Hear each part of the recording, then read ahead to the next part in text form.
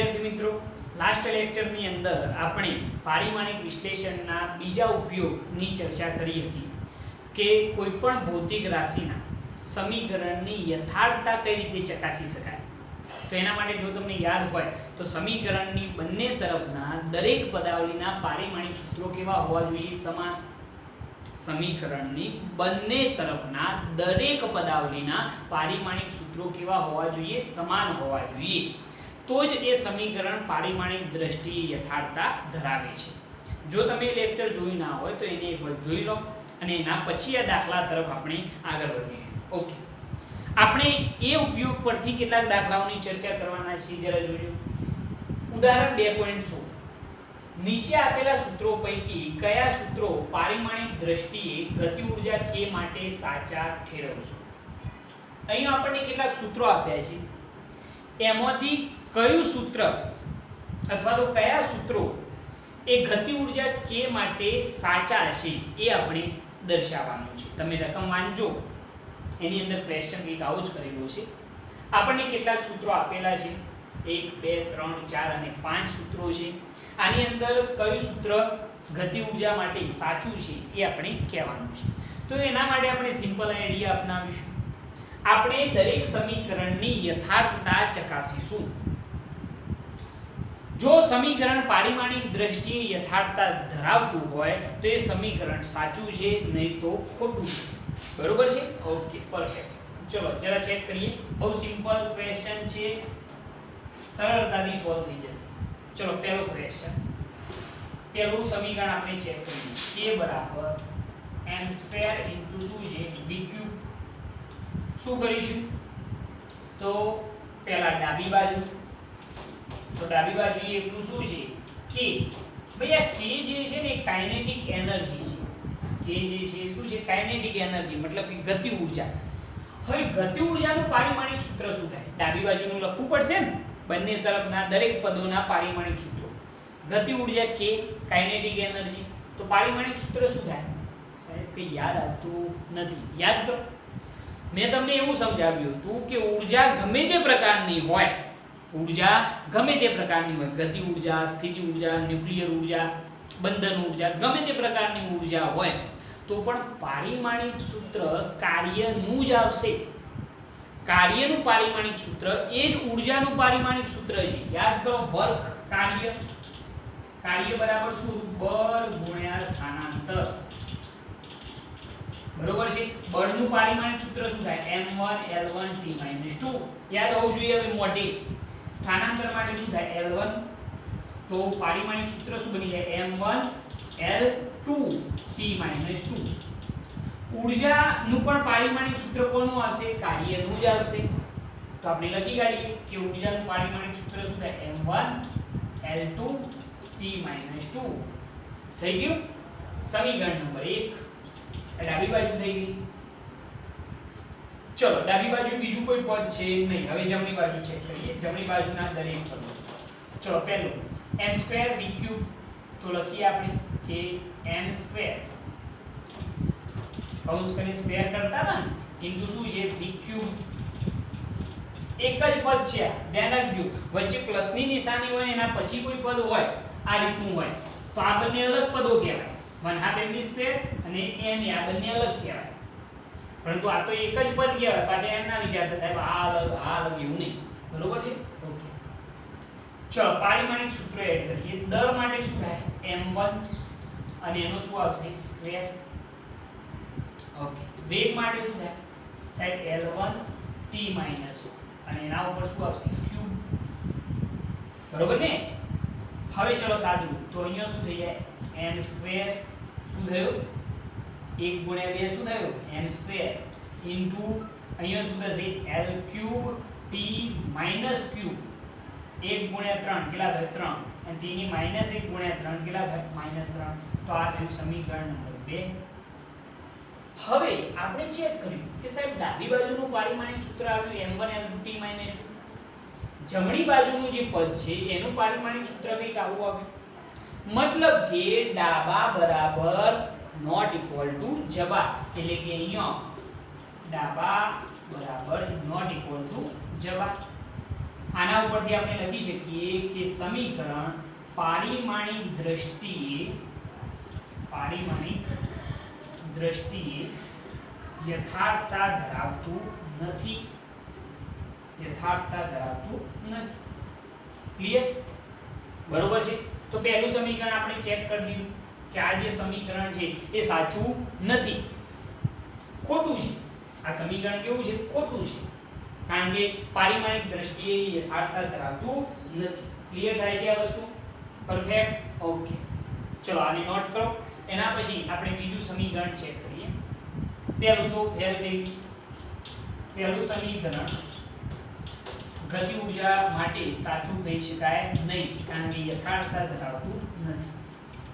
બીજું ચેક કરીએ. હવે જરા જોજો બીજું સમીકરણ ગતિ ઊર્જા k બરાબર શું છે? 1/2 mv². આવું સમીકરણ છે. ચલો આને ચેક કરીએ. પહેલા ડાબી બાજુ શું છે? કાઇનેટિક એનર્જી, અને એનું પારિમાણિક સૂત્ર શું થાય? m1L2T - 2. પહેલા મેં તમને કહ્યું કાર્યનું જ લખવાનું. ચલો જમણી બાજુએ શું છે? 1/2 mv². બરોબર ને? 1/2 mv². ચલો પારિમાણિક સૂત્ર લખીએ. તો 1/2 તો પારિમાણિક દ્રષ્ટિએ પરિમાણ રહિત કહેવાય. દર માટે શું આવશે? તો m1. ચલો વેગ માટે શું થાય? L1T - 1, અને એના ઉપર શું આવશે? સ્ક્વેર. બરોબર? દર માટે m1, વેગ માટે L1T - 1, અને એના ઉપર સ્ક્વેર. સાદુરૂપ આપો m1 L2 T - 2. Clear? m1 L2 T - 2. સમીકરણ નંબર 2 ચેક કરો. ડાબા બરાબર જવાબ જોઈ લો.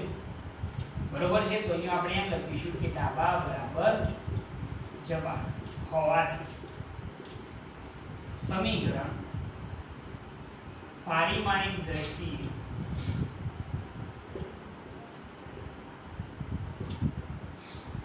સાચું છે એમ લખીએ. સાચું છે, અથવા તો પારિમાણિક દ્રષ્ટિએ યથાર્થતા ધરાવે છે. ક્લિયર? તો આ બીજું ધરાવે છે, આ ધરાવતું નથી, આ ધરાવે છે. બરોબર? ઓકે, ચલો એના પછી આને પણ નોટ કરજો. એના પછી ત્રીજું ચેક કરીએ. વારા પરથી ચેક કરી દેવાના. બધા સિમ્બલ દાખલા છે એકદમ. બરોબર? ચલો ત્રીજું કાઇનેટિક એનર્જી k બરાબર m * a. તો ચલો ડાબી બાજુ પહેલા ગતિ ઊર્જા k. તો ગતિ ઊર્જા માટે શું થાય? m1L2T - 2. સમીકરણ નંબર 1. ફટાફટ એડિશન હવે જમણી બાજુ શું છે? m * a. ચલો આનું પારિમાણિક સૂત્ર શું થાય? દર માટે શું લખાય? m1. પ્રવેગ માટે શું લખાય ભાઈ? તો L1T - 2. યાદ છે ને? પ્રવેગ માટે અંતર ભાગ્યા સમયનો સ્ક્વેર, એટલે L1T - 2. સાદુરૂપ આપો m1 L1T - 2. યસ થાય ને ભાઈ? k બરાબર m a. k નું આ રહ્યું m * a. દર માટે m1, પ્રવેગ માટે L1T - 2. સાદુરૂપ આપીએ તો m1 L1T - 2. સમીકરણ નંબર 2. ભાઈ આ સમીકરણ પારિમાણિક દ્રષ્ટિએ યથાર્થતા ધરાવે છે? ના. m1 ઓકે, પરંતુ અહીંયા n ની 2 ઘાત, અહીંયા n ની 1 ઘાત. એટલે આપણે એમ લખીશું કે ડાબા બરાબર ઇઝ નોટ ઇક્વલ ટુ જવાબ. સમીકરણ પારિમાણિક દ્રષ્ટિએ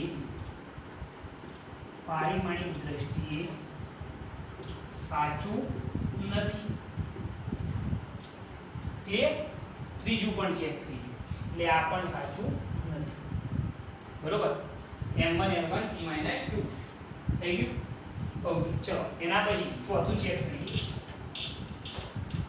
ચોથું સમીકરણ વારા પરથી દરેક તમારે ચેક કરી જવાના છે.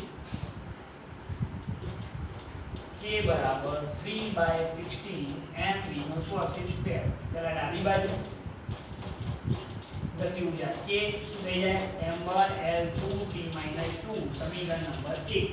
ચલો જમણી બાજુ એક જ પદ છે. શું છે? 3/16 mv નો શું છે? સ્ક્વેર.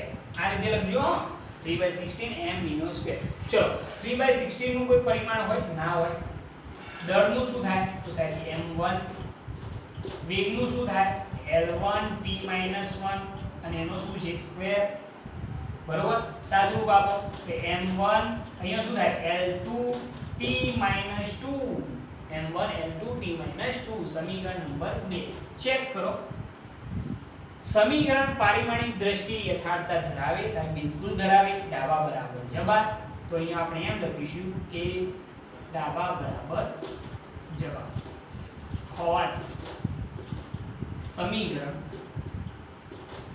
પારિમાણિક દ્રષ્ટિએ યથાર્થતા ધરાવે મતલબ કે સાચું છે બરોબર શું થઈ ગયું સાચું થઈ ગયું ને બરોબર ચલો એના પછી આગળ ચેક કરીએ પાંચમું સમીકરણ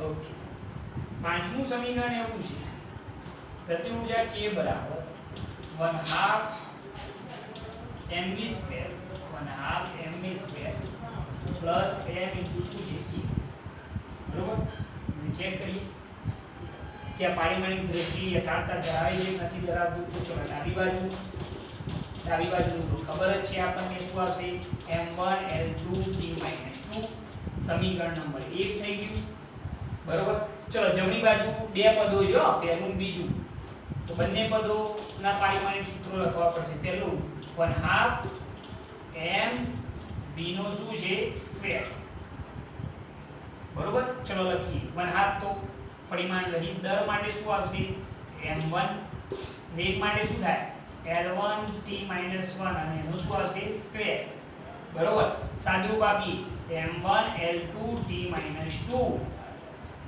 m1 L2 t - 2 સમીકરણ નંબર 2 ચલો બીજું પદ જે છે એ તો યથાર્થતા ધરાવે છે એવી આપણને ખબર પડે છે ચલો ત્રીજું પદ જે છે એની અંદર કયું છે m *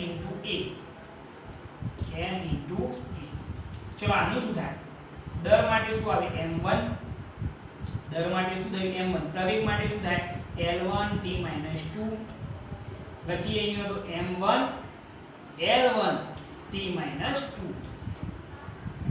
આ સમીકરણ નંબર આવ્યું 3 હવે શું કહેશો ત્યારે સમીકરણ પારિમાણિક દ્રષ્ટિએ યથાર્થતા ધરાવે છે ચેક કરીને વ્યવસ્થિત રીતે મને જવાબ આપો શાંતિથી કોઈ ઉતાવળ છે નહીં સમીકરણ પારિમાણિક દ્રષ્ટિએ યથાર્થતા ધરાવે છે કે નથી ધરાવતું સાહેબ આ રહ્યું ગતિ ઊર્જાનું આ પહેલા પદનું બરોબર છે આ બંને તો ઓકે પરંતુ ત્રીજું પદ જે છે એની અંદર L1 આવે 2 આપવું જોઈએ તો અહીંયા આગળ દરેક પદાવલીના પારિમાણિક સૂત્રો સમાન નથી તો અહીંયા આગળ આપણે એમ લખીશું ડાબા ઇઝ નોટ ઇક્વલ ટુ જવાબ જેથી સમીકરણ ખોટું છે પારિમાણિક દ્રષ્ટિએ સાચું નથી સિમ્પલ આઈડિયા 5 આંગળી ચેક કરે બહુ સરળતાથી તમે આ 5 સમીકરણો ચેક કરી શકો છો સિમ્પલ આઈડિયા છે બધા બરોબર ઓકે ચલો આનાથી આગળ જોઈએ એક બીજું આ નોટ કરી લેજો વ્યવસ્થિત ઉદાહરણ 2.16 પૂરું થઈ ગયું આપણું બહુ સરળ હતું રમજો પ્રેક્ટિસ કરવા માટે બેસ્ટ ગણી શકાય આને ચલો હવે એક બીજું ઉદાહરણ લઈએ આપણે ઉદાહરણ નથી લેવું એક બીજો દાખલો લઈએ હું તમને એમ કહું કે એક એક્સ્ટ્રા દાખલો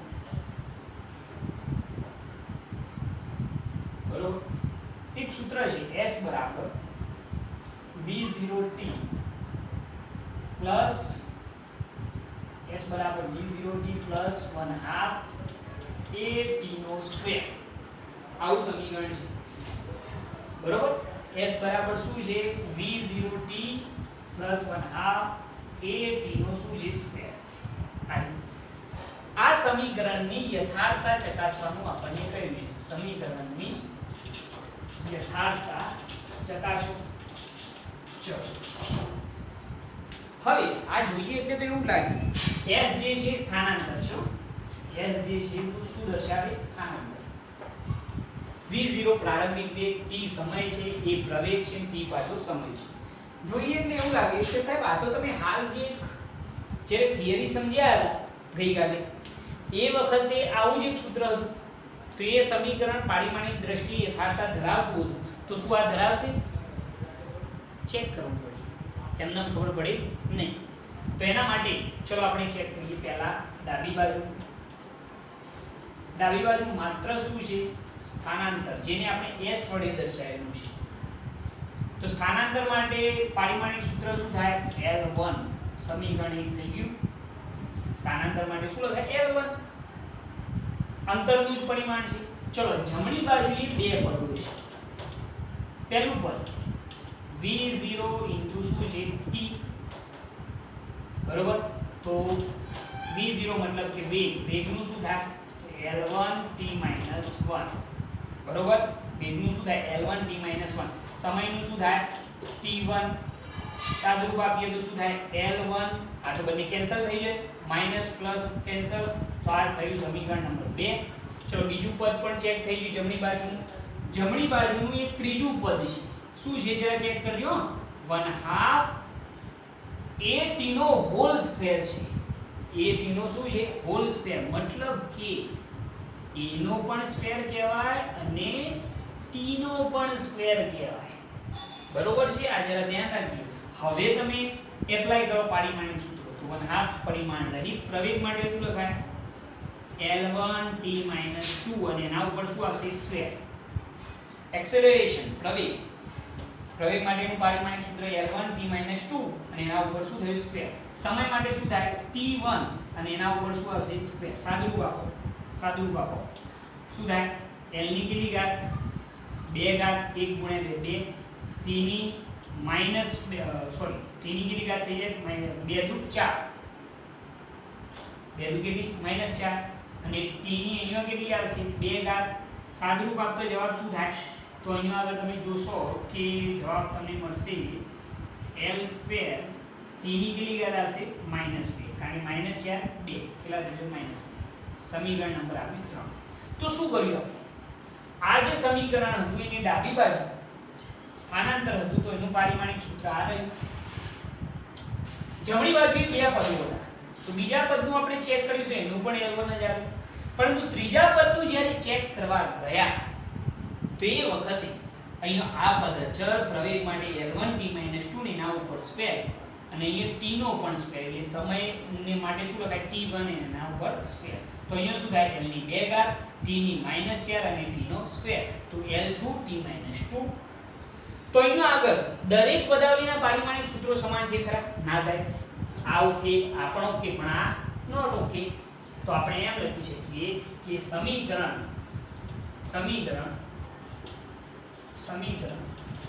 પારિમાણિક દ્રષ્ટિએ યથાર્થતા ધરાવતું નથી. થઈ ગયું ને? સિમ્પલ થઈ ગયું. બરોબર? આ રીતે તમે આને સોલ્વ કરી શકો છો. સિમ્પલ આઈડિયા છે, ઈઝીલી તમારે સોલ્વ થઈ જશે. હું નથી માનતો કે આની અંદર તમને કોઈ પણ જાતની તકલીફ પડશે. બરોબર?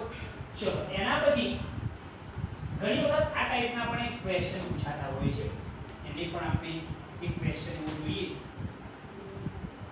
દબાણ અને ઊર્જા ઘનતા સમાન પરિમાણ ધરાવે છે, વિધાનની સત્યાર્થતા ચકાસો.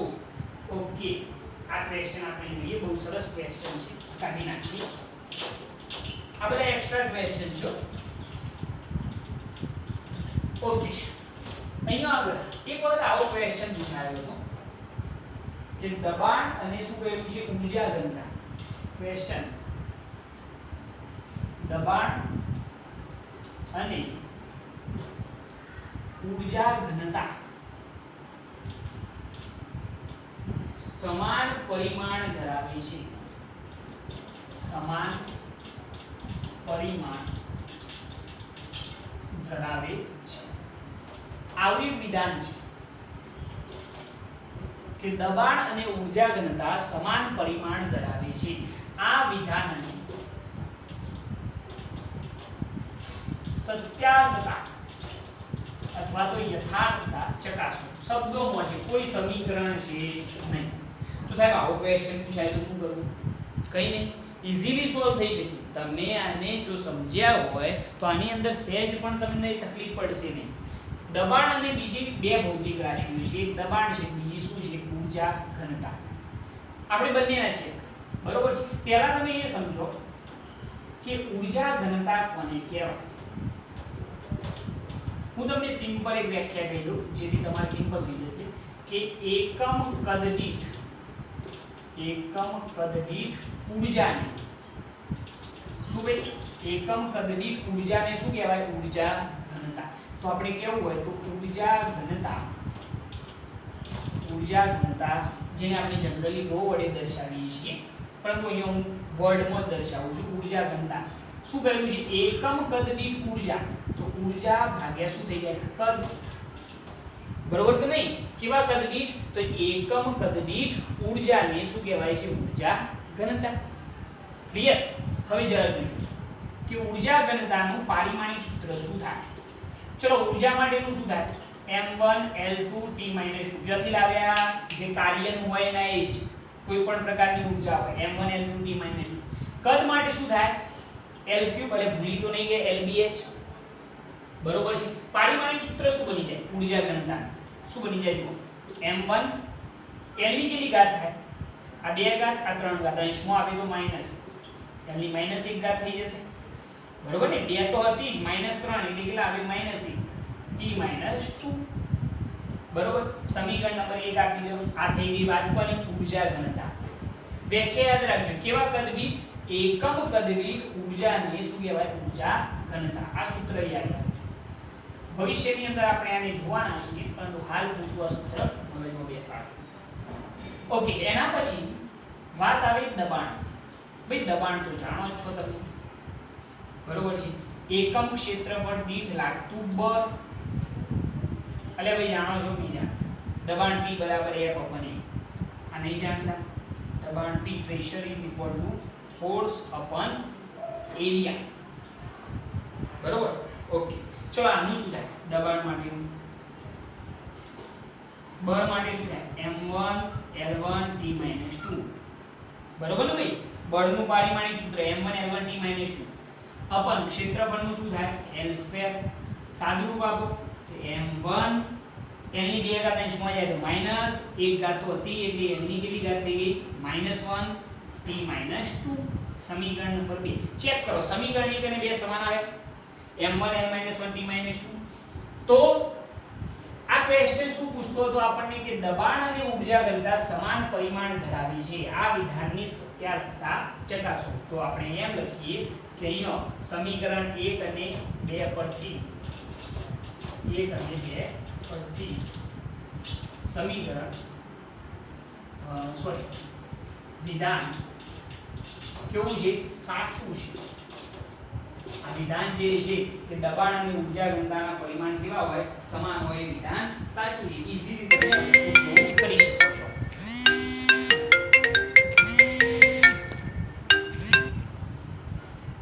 ઓકે. આને પણ તમે નોટ કરી લેજો. બહુ ઈઝી ટોપિક છે. સરળતાથી તમે સોલ્વ કરી શકશો.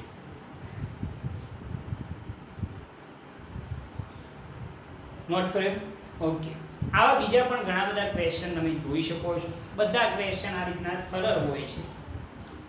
બીજી પણ થોડીક પ્રેક્ટિસ કરો યથાર્થતા ચકાસવાની. હું નથી માનતો કે યથાર્થતાની અંદર તમને સહેજ પણ તકલીફ પડશે. તમારે એક જ વસ્તુ ચેક કરવાની છે કે દરેક પદાવલીના પારિમાણિક સૂત્રો કેવા હોવા જોઈએ? સમાન હોવા જોઈએ. જે ઉદાહરણ આપણે જોયું. નેક્સ્ટ ટાઈમે આપણે એક નવા લેક્ચર સાથે હાજર થઈશું. ત્યાં સુધી જય ભારત, જય હિન્દ.